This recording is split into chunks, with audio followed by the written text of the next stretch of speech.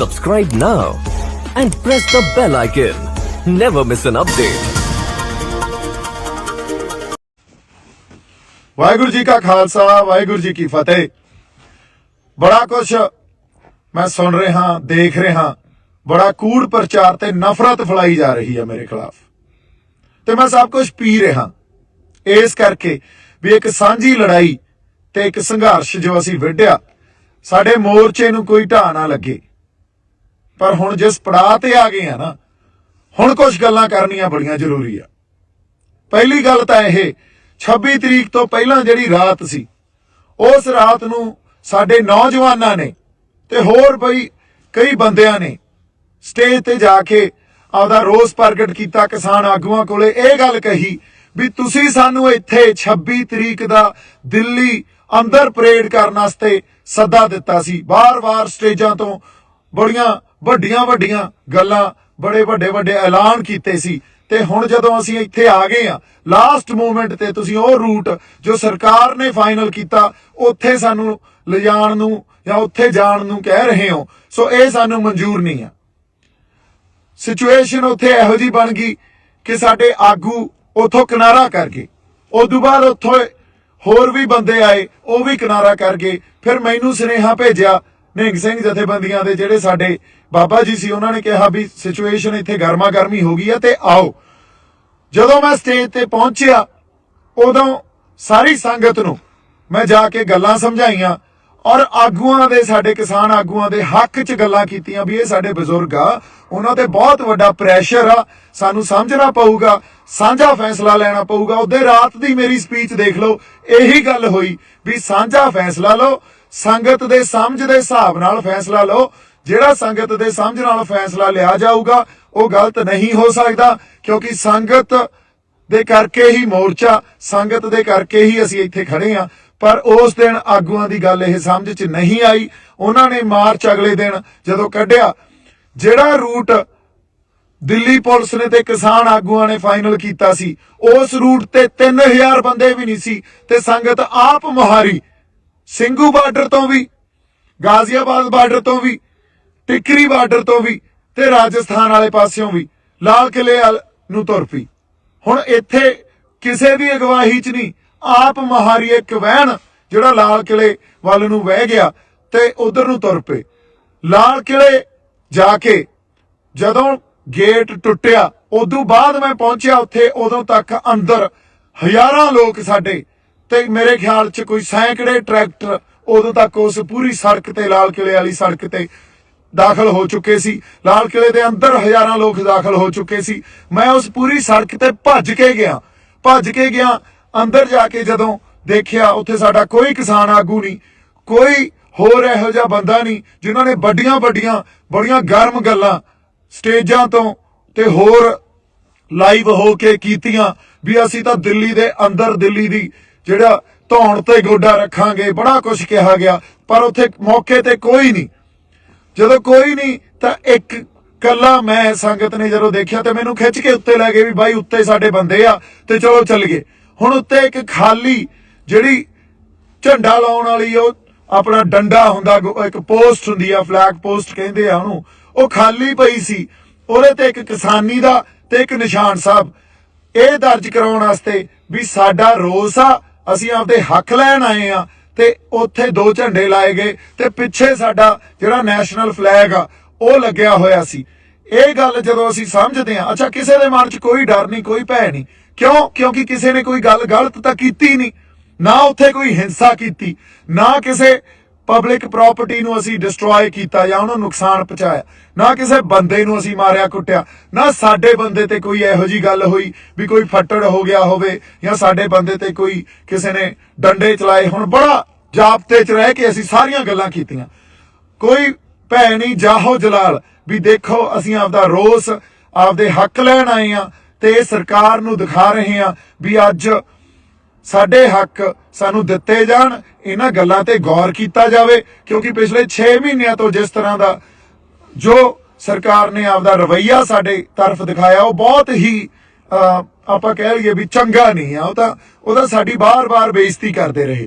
हुण उत्थे 2 झंडे लाए गए, झंडा लाउण तो बाद ਨਿਸ਼ਾਨ ਸਾਹਿਬ ਤੇ ਕਿਸਾਨੀ ਦਾ ਝੰਡਾ ਤੇ ਪਿੱਛੇ ਸਾਡਾ ਨੈਸ਼ਨਲ ਫਲੈਗ ਲੱਗਿਆ।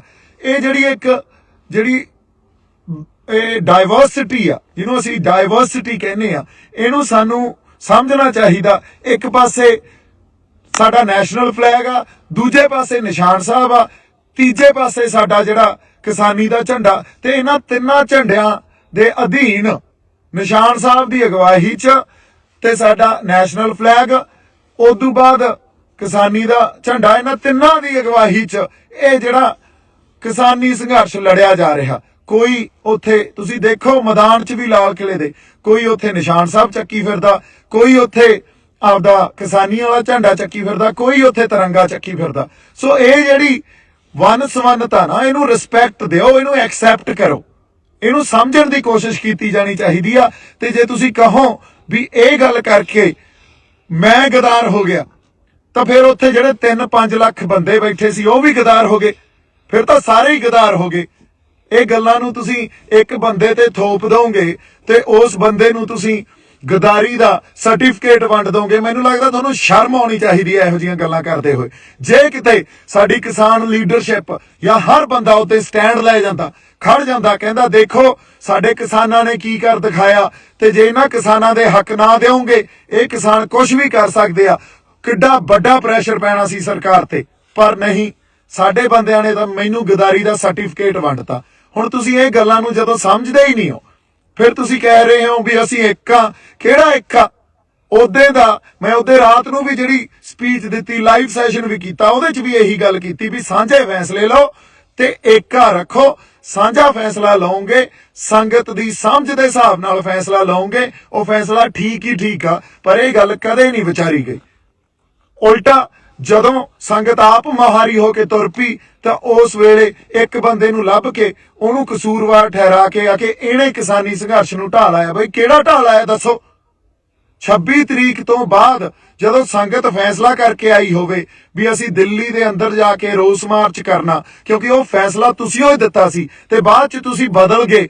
ਸੰਗਤ ਨੇ ਤਾਂ ਆਪਦਾ ਫੈਸਲਾ ਉਹਦੇ ਤੇ ਕਰ ਲਿਆ ਸੀ ਵੀ ਹਾਂ ਅਸੀਂ ਦਿੱਲੀ ਦੇ ਅੰਦਰ ਜਾ ਕੇ ਰੋਸ ਮਾਰਚ ਕਰਨਾ, ਤੇ ਉੱਥੇ ਲੱਖਾਂ ਲੋਕ ਕਿਸੇ ਇੱਕ ਬੰਦੇ ਦੇ ਕਹਿਣੇ 'ਚ ਨਹੀਂ ਹੋ ਸਕਦੇ। ਜੇ ਕਿ ਲੱਖਾਂ ਲੋਕ ਮੇਰੇ ਕਹਿਣੇ 'ਚ ਮੈਂ ਭੜਕਾਤੇ, ਫਿਰ ਤੁਹਾਡੇ ਕਾਹਦੇ, ਤੁਸੀਂ ਕਾਹਦੇ ਲੀਡਰ ਰਹਿ ਗਏ? ਫਿਰ ਤਾਂ ਸਾਰਾ ਕੈਡਰ ਹੀ ਮੇਰਾ। ਕਿਹੋ ਜਿਹੀਆਂ ਤੁਸੀਂ ਇੱਕ ਦਿਨ ਪਹਿਲਾਂ ਇਹ ਕਹਿੰਦੇ ਹੋ ਵੀ ਦੀਪ ਸਿੱਧੂ ਦੀ ਕੋਈ ਕੰਟਰੀਬਿਊਸ਼ਨ ਨਹੀਂ ਆ, ਦੂਜੇ ਦਿਨ ਇਹ ਕਹਿੰਦੇ ਹੋ ਦੀਪ ਸਿੱਧੂ ਮਗਰ ਲਾ ਕੇ ਲੈ ਗਿਆ ਬੰਦਿਆਂ ਨੂੰ। ਮੈਨੂੰ ਸਮਝ ਨਹੀਂ ਆਉਂਦੀ ਤੁਸੀਂ ਗੱਲਾਂ ਕੀ ਕਰ ਰਹੇ ਹੋ। ਹਜੇ ਤੱਕ ਤੁਹਾਨੂੰ ਏਕੇ ਦੀ ਸਮਝ ਨਹੀਂ ਆਈ, ਹਜੇ ਤੱਕ ਤੁਸੀਂ ਇੱਕ ਦੂਜੇ ਦੀਆਂ ਲੱਤਾਂ ਖਿੱਚਦੇ ਹੋ, ਹਜੇ ਤੱਕ ਤੁਸੀਂ ਤੌਹਮਤਾਂ ਲਾਈ ਜਾਂਦੇ ਹੋ।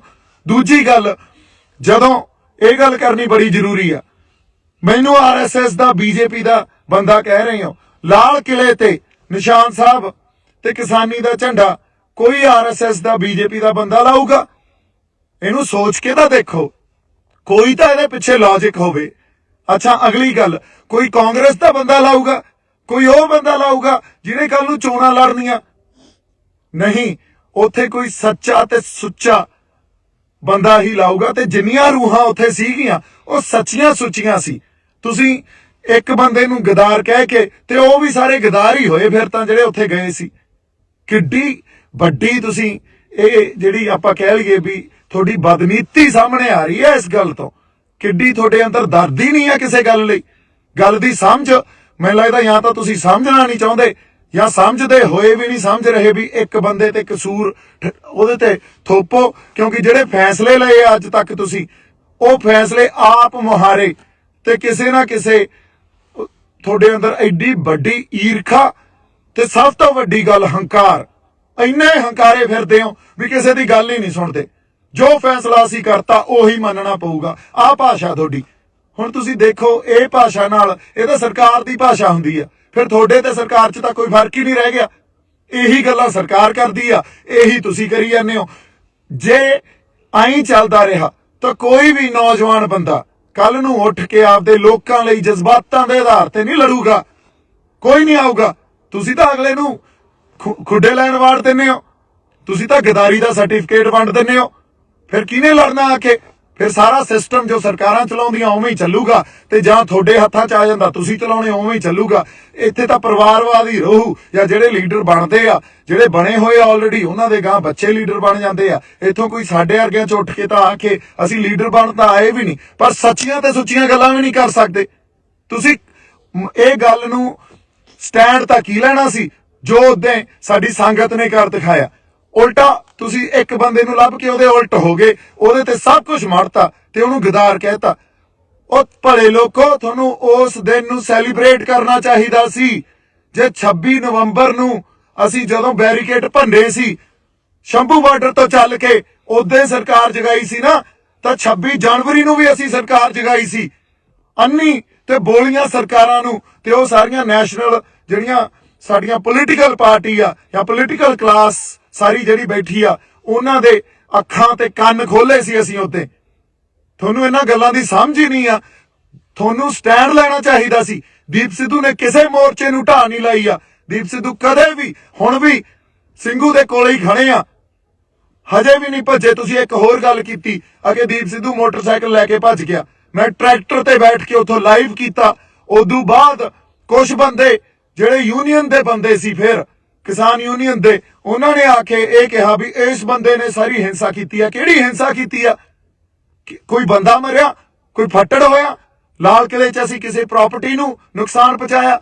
ਜਾਂ ਕਿਸੇ ਉੱਥੇ ਜਿਹੜੇ ਸਾਡੀ ਪੁਲਿਸ ਸੀ, ਜਿਹੜੀ ਦਿੱਲੀ ਪੁਲਿਸ ਸੀ, ਉਹਨੂੰ ਨੁਕਸਾਨ ਪਹੁੰਚਾਇਆ?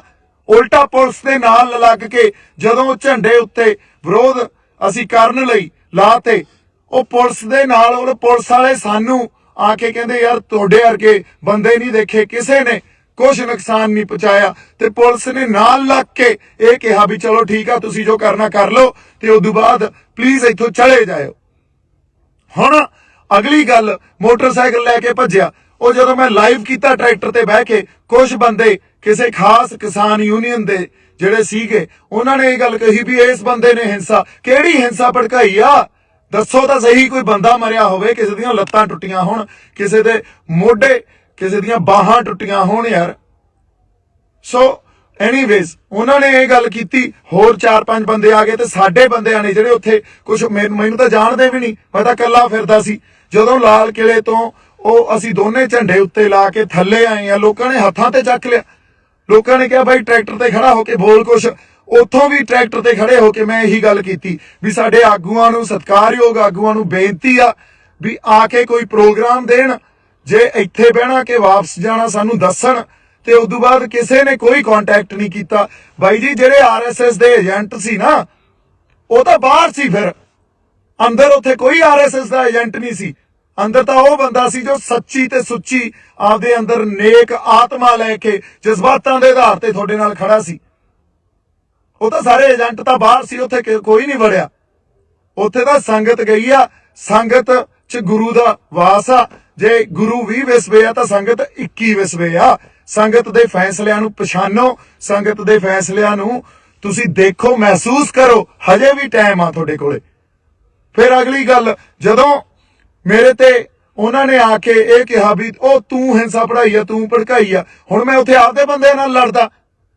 ਲੜਨ ਵਾਸਤੇ ਫੇਰ ਗੱਲ ਕੀ ਹੋਣੀ ਸੀ? ਦੇਖੋ ਦੀਪ ਸਿੱਧੂ ਦਾ ਕਿਰਦਾਰ, ਇਹ ਤਾਂ ਐਂ ਹੈ, ਇਹ ਤਾਂ ਲੜੀ ਜਾਂਦਾ ਬੰਦਿਆਂ ਨਾਲ, ਇਹ ਗਾਲਾਂ ਕੱਢੀ ਜਾਂਦਾ। ਉੱਥੋਂ ਜਿਹੜੇ ਕੁਝ ਸੁਹਿਰਦ ਬੰਦੇ ਸੀ, ਮੈਨੂੰ ਤਾਂ ਵਿਚਾਰੇ ਜਾਣਦੇ ਵੀ ਨਹੀਂ ਸੀ, ਉਹਨਾਂ ਨੇ ਕਿਹਾ ਬਾਈ ਤੂੰ ਨਿਕਲ, ਬਾਈ ਤੂੰ ਨਿਕਲੋ, ਮੈਨੂੰ ਲੈ ਗਏ। ਉਦੋਂ ਬਾਅਦ ਅਸੀਂ ਵਾਕਿਆ ਹੀ ਉਹ ਸਿਚੁਏਸ਼ਨ ਅਵੋਇਡ ਕੀਤੀ। ਕੁੱਟਣ ਨੂੰ ਉੱਥੇ 20 ਬੰਦਿਆਂ ਨੂੰ ਕੁੱਟ ਲੈਂਦੇ, ਲੜ ਪੈਂਦੇ ਆਪਸ 'ਚ। ਇਹ ਕਾਰਨ ਥੋੜੀ ਆਏ ਆ ਇੱਥੇ। ਫਿਰ ਉਹਨਾਂ ਨੇ ਕੀ ਕਹਿਣਾ ਸੀ? ਦੀਪ ਸਿੱਧੂ ਕੁੱਟਿਆ ਗਿਆ। ਕਿਉਂਕਿ ਤੁਹਾਨੂੰ ਤਾਂ ਇੱਕ ਖਬਰ ਚਾਹੀਦੀ ਆ, ਉਹ ਖਬਰ ਨੂੰ ਤੁਸੀਂ ਵਾਰ-ਵਾਰ ਦੇਖੋਗੇ, ਵਾਰ-ਵਾਰ ਦੇਖੋਗੇ। ਇਹ ਤਾਂ ਸਾਡੀ ਮਾਨਸਿਕਤਾ ਰਹਿ ਗਈ ਯਾਰ। ਕਿੱਥੇ ਬੈਠੇ ਆ ਅਸੀਂ ਆਪਦੀ ਹੋਂਦ ਦੀ ਲੜਾਈ ਲੜ ਰਹੇ ਆ। ਹੋਂਦ ਦੀ ਲੜਾਈ 'ਚ ਤੁਸੀਂ ਇੱਕ ਮੋਟਰਸਾਈਕਲ ਦੀ ਵੀਡੀਓ ਜਿਹਦਾ ਕੋਈ ਸੱਚ ਤੁਹਾਨੂੰ ਪਤਾ ਨਹੀਂ, ਤੁਸੀਂ ਉਹ ਦੇਖ ਕੇ ਘਸਾਤੀ। ਐਡੀ ਮਾਨਸਿਕਤਾ ਤੁਹਾਡੀ ਯਾਰ ਗੰਦੀ। ਹੁਣ ਮੈਂ ਕੀ ਗੱਲਾਂ ਕਰਾਂ ਤੁਹਾਡੇ ਨਾਲ? ਜੇ ਮੈਂ ਬਾਹਲੀਆਂ ਗੱਲਾਂ ਖੋਲੂੰਗਾ ਨਾ, ਹਜੇ ਤਾਂ ਬਹੁਤ ਗੱਲਾਂ ਖੋਲ ਸਕਦਾ ਮੈਂ, ਬੜੀਆਂ ਗੱਲਾਂ ਖੋਲੀਆਂ ਜਾ ਸਕਦੀਆਂ, ਪਰ ਹਜੇ ਟਾਈਮ ਨਹੀਂ ਆ। ਹਜੇ ਬਹੁਤ ਗੱਲਾਂ ਨੂੰ ਪੀਣਾ ਪਊਗਾ। ਪਰ ਮੈਂ ਸੱਚ ਨੂੰ ਸਾਹਮਣੇ ਲਿਆ ਕੇ ਤੁਹਾਡੇ ਰੱਖੂੰਗਾ, ਦਲੀਲ ਰੱਖੂੰਗਾ, ਇੱਕ ਇੱਕ ਗੱਲ ਦੀ ਦਲੀਲ ਦੇਵਾਂਗਾ ਤੁਹਾਨੂੰ। ਤੁਸੀਂ ਯਾਰ ਸਮਝੀ ਕੀ ਬੈਠੇ ਹੋ ਆਪਦੇ ਆਪ ਨੂੰ? ਇੱਥੇ ਜਾਣ ਤਲੀ ਤੇ ਰੱਖ ਕੇ ਸਿਰ ਧੜ ਦੀ ਬਾਜੀ ਲਾਈ ਹੋਈ ਆ। ਜਿਹੜੇ ਬੰਦੇ ਨਾਲ ਕੋਈ ਨਹੀਂ ਬੋਲਿਆ, ਹਜੇ ਤੱਕ ਕੋਈ ਨਹੀਂ ਖੜਿਆ। ਗਦਾਰੀ ਦੇ ਸਰਟੀਫਿਕੇਟ ਵੰਡਤੇ ਤੁਸੀਂ। ਭਾਈ ਜੀ ਕੋਈ ਤੁਹਾਡੇ ਲਈ ਪੈਦਾ ਨਹੀਂ ਹੋਊਗਾ, ਕੋਈ ਤੁਹਾਡਾ ਆ ਕੇ ਇਹ ਨਹੀਂ ਕਹੂਗਾ ਵੀ ਮੈਂ ਤੁਹਾਡੇ ਲਈ ਲੜਦਾ ਯਾਰ, ਤੁਹਾਡੇ ਹੱਕਾਂ ਖਾਤਰ ਲੜਦਾ। ਬਦਲੋ, ਹਜੇ ਵੀ ਬਦਲ ਦਿਓ ਆਪਦੀ ਮਾਨਸਿਕਤਾ ਨੂੰ ਤੇ ਸਾਡੇ ਢੰਗ ਬਦਲੋ। ਜੇ ਨਹੀਂ ਬਦਲੇ ਤਾਂ ਪਛਤਾਓਗੇ। ਮੈਂ ਹੁਣ ਐਨੀਵੇਜ਼ ਬਹਾਅ 'ਚ ਬਹਿ ਜਾਣਾ, ਜਜ਼ਬਾਤਾਂ ਦੇ ਬਹਾਅ 'ਚ ਬਹਿ ਜਾਣਾ। ਆਪਾਂ ਉਹਦੇ ਰਾਤ ਨੂੰ ਜਿਹੜੇ ਸਟੇਜ ਤੇ ਬੰਦੇ 25 ਤਰੀਕ ਦੀ ਰਾਤ ਨੂੰ ਸਟੇਜ ਤੇ ਮੌਜੂਦ ਸੀ ਨਾ, ਉਹਨਾਂ ਨੂੰ ਪੁੱਛਿਓ, ਉਹਨਾਂ ਨੂੰ ਦੀਪ ਸਿੱਧੂ ਦਾ ਕਿਰਦਾਰ ਪੁੱਛਿਓ। ਦੀਪ ਸਿੱਧੂ ਦਾ ਕਿਰਦਾਰ, ਸਰਕਾਰ ਤਾਂ ਅੱਜ ਮੇਰੇ ਪਿੱਛੇ, ਮੈਂ ਤੁਹਾਨੂੰ ਇੱਕ ਗੱਲ ਦੱਸ ਦਿੰਦਾ, ਸਰਕਾਰ ਨੇ ਮੇਰੇ ਪਿੱਛੇ ਬੰਦੇ ਲਾ ਦੇਣੇ ਆ ਵੀ ਕਿਸੇ ਵੀ ਢੰਗ 'ਚ ਇਹਨੂੰ ਮਾਰੋ। ਮੈਂ ਫੇਰ ਖੜਾ। ਤੁਸੀਂ ਗਦਾਰ ਦਾ ਸਰਟੀਫਿਕੇਟ ਦੇਈ ਜਾਂਦੇ ਹੋ, ਮੈਂ ਫੇਰ ਖੜਾ। ਔਰ ਬਹੁਤ ਕੁਝ ਪੀ ਬੈਠਾ ਹਜੇ ਅੰਦਰ।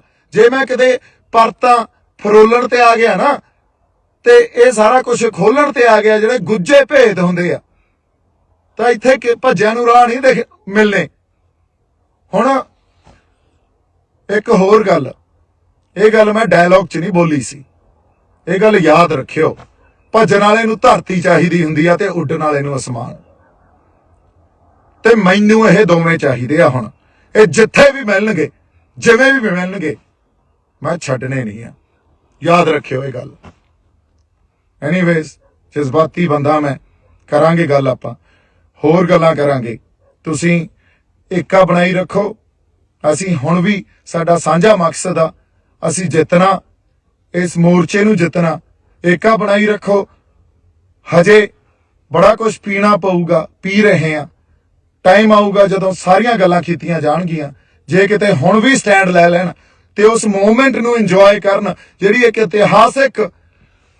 ਇਤਿਹਾਸਿਕ ਪਲ ਸੀ ਉਹ, ਜਦੋਂ ਸਾਡੇ ਉੱਥੇ ਦੋ ਨਿਸ਼ਾਨ ਸਾਹਿਬ ਤੇ ਕਿਸਾਨੀ ਦਾ ਝੰਡਾ ਅਸੀਂ ਲਾ ਕੇ ਸਰਕਾਰ ਤੱਕ ਆਪਦੀ ਆਵਾਜ਼ ਸਿੰਬੋਲਿਕਲੀ ਇਹ ਗੱਲ ਦੱਸੀ ਸੀ ਵੀ ਸਾਡੇ ਰੋਸ ਨੂੰ ਤੁਸੀਂ ਦੇਖੋ, ਮਹਿਸੂਸ ਕਰੋ। ਅਸੀਂ ਆਪਦੇ ਹੱਕ ਲੈਣ ਆਏ ਆ, ਆਪਦੀ ਹੋਂਦ ਦੀ ਲੜਾਈ ਲੜੀ ਜਾਂਦੇ ਆ। ਲੱਤਾਂ ਨਾ ਖਿੱਚੋ, ਤੌਮਤਾਂ ਨਾ ਲਾਓ। ਬਹੁਤ ਸਾਰਾ ਪਿਆਰ ਤੇ ਸਤਿਕਾਰ। ਜਿਉਂਦੇ ਵਸਦੇ ਰਹੋ। ਵਾਹਿਗੁਰੂ ਜੀ ਕਾ ਖਾਲਸਾ, ਵਾਹਿਗੁਰੂ ਜੀ ਕੀ ਫਤਿਹ।